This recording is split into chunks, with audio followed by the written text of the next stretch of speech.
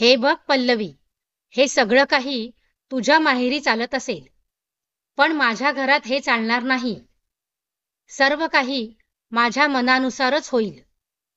तुझी आई घरी असलेल्या साड्या देते, पण मी माझ्या मुलीला सासरी नवीन साड्या पाठवेन. तू मला फक्त 5,000 रुपये दे. अनिकेत सोबत माझं बोलणं झालं आहे.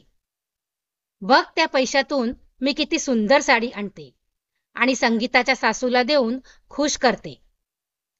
जेव्हा संगीताची सासू खुश राहील, तेव्हाच माझी मुलगी तिथे आनंदात राहू शकेल.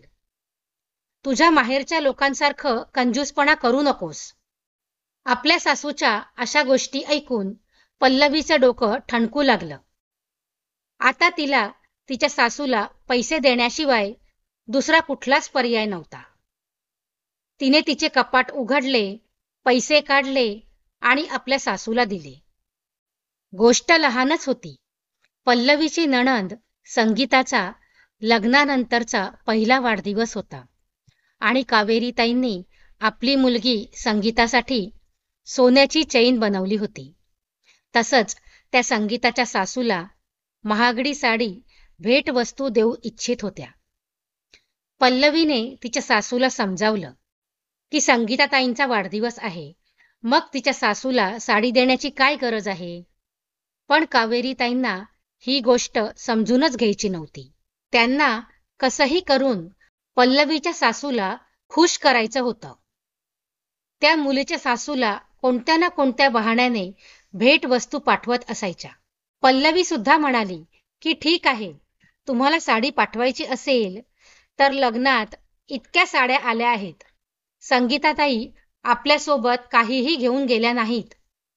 मग त्यातीलच एक साडी तुम्ही तिच्या सासूला भेटवस्तू म्हणून द्या. उगाचच नवीन साडी खरेदी करण्याची काय गरज आहे. या गोष्टीवर कावेरीताईंना राग आला आणि त्या म्हणाल्या की मला माझ्या लेकीच्या सासूला चांगली साडी पाठवायची आहे. मी तुझ्या आईसारखी घरात ठेवलेली साडी पाठवणार नाही. ही गोष्ट बोलून कावेरीताईंनी आज परत पल्लवीच्या माहेरच्या लोकांचा अपमान केला आणि सर्वांना दाखवून दिलं की तिची आई घरात ठेवलेली साडी पाठवून देते. अशी गोष्ट घरात पहिल्यांदा होत नव्हती. घरात कसलीही गोष्ट व्हायची, कसलाही तणाव असायचा, तेव्हा कावेरीताई सवयीप्रमाणे पल्लवीच्या माहेरच्या लोकांना मुद्दामून बोलत असायच्या. याच गोष्टींमुळे पल्लवीला खूप वाईट वाटत असे. खरं तर संगीताच्या सासूला साडी देण्यात काहीच हरकत नव्हती, पण मुलीच्या आईने सुद्धा मुलाचं घर आणि बजेट सुद्धा बघितलं पाहिजे. मुलीचं घर भरण्यासाठी मुलाचं घर रिकामं तर करू शकत नाही. पण कावेरीताई हे सर्व ऐकण्यास तयार नव्हत्या आणि तसंही त्यांना कुठलीच गोष्ट समजून घ्यायची नव्हती. पल्लवीचं अनिकेत सोबत लग्न होऊन 2 वर्षे झाली होती. अनिकेत एका बँकेत नोकरी करत होता आणि त्याच्या वडिलांचा मृत्यू काही वर्षांपूर्वी झाला होता. त्यामुळे त्याच्या आईने दोन्ही मुलांचा चांगला सांभाळ केला आणि चांगले संस्कार दिले. संगीताने हट्ट धरला की आधी घरात वहिनी आणा, मग त्यानंतर ती लग्न करून सासरी जाईल. अनिकेतच्या लग्नानंतर 1 वर्षाने संगीताचं लग्न झालं. आपल्या आईला आणि लहान बहिणीला खुश ठेवण्यासाठी अनिकेतने लग्नात कसलीही कसर सोडली नाही. त्याचे बाबा तर फक्त हे घर सोडून गेले होते आणि बाकी जे काही पैसे होते ते सर्व त्यांच्या इलाजासाठी खर्च झाले आणि त्यांचा जीव सुद्धा वाचला नाही. कावेरीताई आपल्या मुलीच्या लग्नामुळे खूपच खुश होत्या. त्यांनी अगदी मन भरून मुलीच्या सासरी अनेक वस्तू दिल्या. त्यांचं असं म्हणणं होतं की त्या जितकं मुलीला देतील तितकंच आपल्या मुलीला तिच्या सासरी प्रेम आणि आदर मिळेल. पल्लवीला त्यांच्या देण्यावर काहीच हरकत नव्हती, पण उगाचच नको तो खर्च केल्यामुळे त्यांचं घरचं बजेट पूर्णपणे हादरून जातं. एक दिवस संगीता आपल्या सासू सासऱ्यांसोबत माहेरी आली होती, कारण तिथेच एका नातेवाईकांचं लग्न होतं. त्यामुळे पल्लवीला वाटलं की सर्वजण जेवण करण्यासाठी लग्नघरातच जातील. त्यामुळे तिने फक्त नाश्त्याची तयारी केली. जेव्हा सर्वजण आले तेव्हा पल्लवीने प्रेमाने नाश्ता दिला आणि आपलं काम करू लागली. जेव्हा ती स्वयंपाकघरात होती तेव्हा कावेरीताईंनी तिला टोकलं, "सुनबाई, जेवणाची तयारी कर." पल्लवी म्हणाली, "आई, हे सर्वजण तर लग्नघरातच जेवून येतील, मग स्वयंपाकाच्या तयारीचा काय अर्थ?" कारण ही गोष्ट मला संगीताताईंनी स्वतः सांगितली होती. "सुनबाई, हे सर्व तुझ्या माहेरी चालत असेल की मुलीच्या सासू सासऱ्यांना जेवणाबद्दल न विचारले जाणे? आम्हाला तर आमचं कर्तव्य पार पाडायचं आहे. त्यांना तुम्हाला जेवायचं आहे की नाही असं न विचारता स्वयंपाक तयार करून ठेवावा लागेल. कारण त्यांना असं वाटता कामा नये की आपण फक्त जेवणाबद्दलचं विचारत आहोत आणि आपण जेवण बनवलं नाही. हे योग्य दिसत नाही. तू पटापट 2 भाज्या, रायता आणि सलाड बनव. मी अनिकेतच्या हातून मिठाई मागवून घेते." जेव्हा नाश्ता करून झाल्यानंतर काही तास आराम केल्यावर ती लोक जेव्हा जाऊ लागली तेव्हा कावेरीताई म्हणाल्या की "अहो, स्वयंपाक तयार आहे, तुम्ही जेवून जा." पल्लवीने किती प्रेमाने तुम्हा सर्वांसाठी कढई पनीर, दाल मखनी, काजू करी आणि पुलाव बनवला आहे. तुम्ही सुनेच्या हातचं जेवण खाल्लं तर खातच राहाल. त्यावर संगीताची सासू आणि सर्वजण स्वयंपाकाला बघत म्हणाले, "इतके कष्ट घेण्याची काय गरज आहे? आम्ही लग्नात दुपारचं जेवण करणार आहोत. त्यामुळे आम्ही पुढच्या वेळेस नक्की येऊ. तेव्हा जेवणच करून जाऊ. आम्ही फक्त तुम्हाला भेटण्यासाठी आलो होतो. आम्ही रात्रीपर्यंत लग्नात राहू आणि उद्या सकाळी लवकरच निघून जाऊ." असं म्हणत ते लोक तिथून निघून गेले. कावेरीताई खूपच खुश होत्या, पण पल्लवी खूपच त्रासली होती. उगाचच इतकी मेहनत करून घेतली आणि घरात 3च लोक आहोत. मग आता इतकं जेवण कोण खाणार? पल्लवीच्या मनात आलं असतं तर ती तिच्या सासूला 2 शब्द ऐकवू शकले असते. पण अनिकेतने नकार दिला की आईला काहीही बोलू नकोस. यामुळे ती सर्व काही ऐकून गप्प बसत असायची. पल्लवी घर सांभाळत होती. अशाच एके दिवशी तिला साफसफाई करताना जुने पडदे मिळाले. मग तिने त्या पडद्यांपासून काही पिशव्या शिवल्या, कारण हाताने शिवलेल्या पिशव्या बाजारात मिळणार नव्हत्या आणि तसंही घरी बनवलेल्या वस्तू अधिक मजबूत असतात. जेव्हा तिने पिशव्या शिवल्या तेव्हा सासूला दाखवल्या तेव्हा कावेरीताईंनी तिला परत एकदा टोमणा मारला, "सुनबाई, हे सर्व काही तुझ्या माहेरी चालत असेल. तुझ्या माहेरी अशा प्रकारे फाटलेले आणि जुन्या कपड्यांपासून पिशव्या शिवल्या जात असतील. त्यामुळे तुला अशी सवय आहे. कंजूसपणाची सुद्धा एक हद्द असते. बाजारात किती सुंदर पिशव्या मिळतात आणि आता तर अनिकेत किती कमावत आहे. तू उगाचच कंजूसी करतेस. नवीन आणि चांगल्या पिशव्या बाजारातून घेऊन आणल्या असत्या तर बरं झालं असतं." इतके बोलून कावेरीताई खोलीत निघून गेल्या. आज तर पल्लवीचे डोळे भरून आले. अनिकेत तिथेच सोफ्यावर बसला होता. त्यालाही ऐकून बरं वाटलं नाही. रात्री पल्लवी शांतच होती.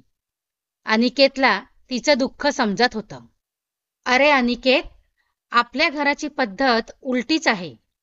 मी सून असून पैसे वाचवण्याचा प्रयत्न करते आणि आई मात्र वायफळ पैसे खर्च करतात. मी माझ्या माहेरी हिशोबाने कसं चालायचं हे शिकली आहे. मला वाटलं की बाबा नाहीत, त्यामुळे आईंनी तुम्हाला आणि संगीताताईंना सांभाळलं आहे. त्यामुळे त्यांनी तर पैसे बघूनच घर चालवलं असेल. पण इथे तर दुसरीच कहाणी आहे. मी जे काही करते ते त्यांना आवडत नाही तर स्पष्टपणे त्यांनी मला सांगावं. मला वाईट वाटणार नाही. पण प्रत्येक वेळेस माझ्या माहेरच्या लोकांना मध्ये आणणं, त्यांना टोमणे मारणं गरजेचं आहे का? माझ्याकडून हे सर्व सहन होत नाही. मला आईंना समजवावं लागेल. त्यावर अनिकेत तिला समजावत म्हणाला, ठीक आहे, तू तुझ्या हिशोबाने आईशी बोलून घे. पण त्यांना त्रास होता कामा नये. बाबांशिवाय तिने खूप काटकसरीने आयुष्य घालवलं आहे आणि आता मला नोकरी लागली आहे तर तिला तिचे स्वप्न पूर्ण करायचे आहे. काही दिवसानंतर पल्लवीची नणंद संगीता राहण्यासाठी आपल्या माहेरी आली. तेव्हा पल्लवी तिच्या नणदेला काय हवं काय नको ते बघू लागली. तसंच ती नणदेच्या आवडीचा स्वयंपाक बनवत असे. तिची खूप काळजी घेत असे. एके दिवशी सकाळी उठून पल्लवी स्वयंपाकघरात काम करू लागली. तिने एका गॅसवर दूध तापत ठेवलं होतं आणि दुसऱ्या शेगडीवर नाश्ता बनवत होती. फ्रीजमधून भाज्या काढून त्यांना धुवू लागली. तेव्हा कावेरीताई स्वयंपाकघरात आल्या आणि म्हणाल्या, अगं हे काय? इतक्या शिळ्या झालेल्या भाज्यांचा नाश्ता माझ्या मुलीला देणार आहेस का? हे सर्व तुझ्या माहेरी चालत असेल. माझ्या मुलीला व्यवस्थित आणि ताज्या भाज्यांचा नाश्ता बनवून दे. तुझ्या माहेरसारखं आमच्या घरात कसल्याही गोष्टीची कमतरता नाही. आपल्या आईच्या अशा गोष्टी ऐकून संगीता सुद्धा हैराण झाली. तेव्हा पल्लवी म्हणाली, आई, खूप झालं आता. तुम्ही आपल्या दोघांच्या भांडणामध्ये नेहमी माझ्या माहेरच्या लोकांना का आणता? तुम्हाला माझ्याशी भांडण करायचं असेल तर जरूर करा. माझी एखादी गोष्ट आवडली नसेल तर मला बोला. पण प्रत्येक वेळेस माझ्या माहेरच्या लोकांना टोमणे देणं, त्यांचा अपमान करणं हे योग्य नाही. मला कळतच नाही की तुम्हाला माझ्या माहेरच्या लोकांची काय अडचण आहे. तुम्ही नेहमी असं का वागता? माझ्या एखाद्या गोष्टीवर राग आला असेल तर मला रागवा, मला समजवा. मला वाईट वाटणार नाही, कारण तुम्ही माझ्यापेक्षा मोठ्या आहात, माझ्या सासू आहात. तुमचा माझ्यावर पूर्णपणे अधिकार आहे. तुम्ही मला काहीही बोलू शकता. पण अशा प्रकारे बोललात तर माझ्या मनात तुमच्याबद्दलचा आदर कमी होईल.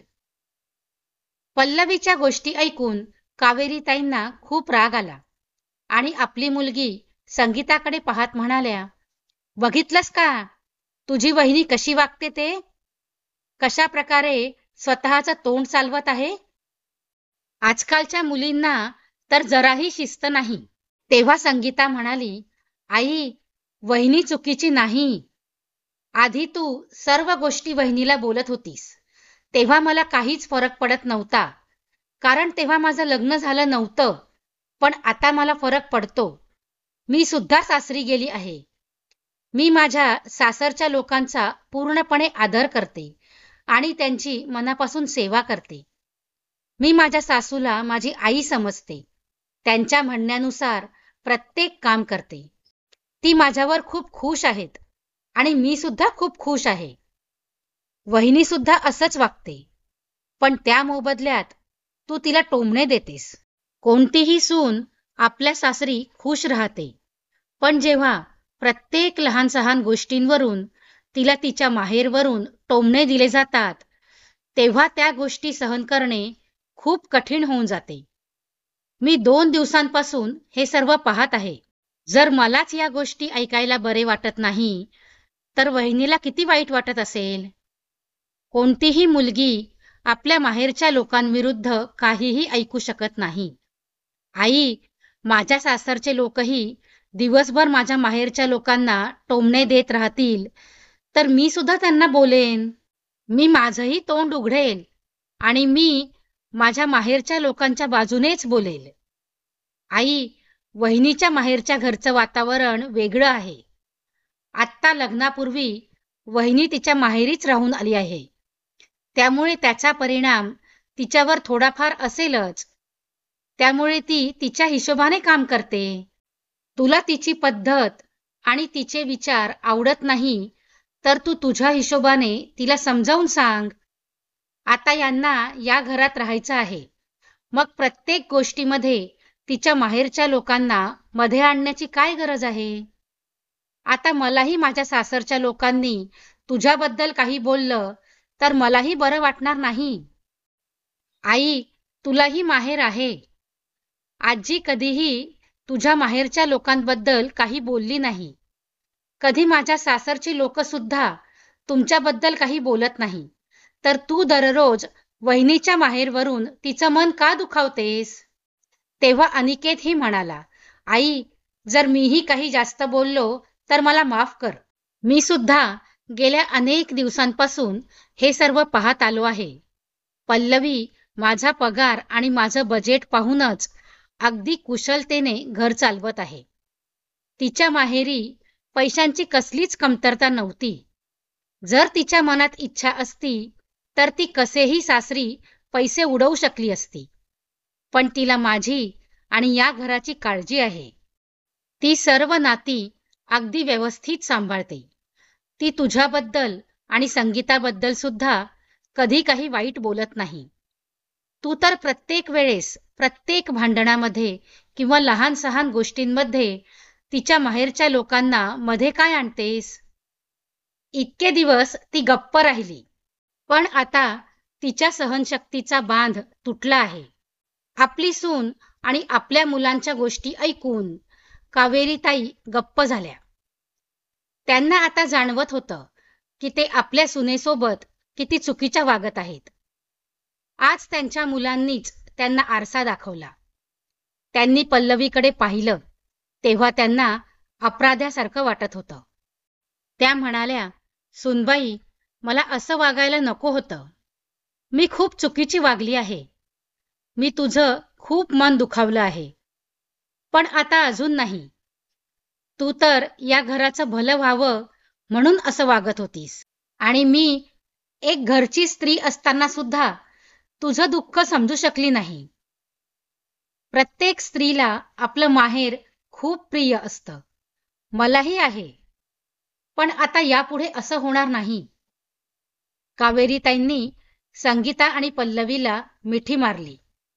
तर मित्रांनो, बऱ्याच घरांमध्ये सासूची सवय असते की त्या सुनेला तिच्या माहेरवरून टोमणे देत असतात.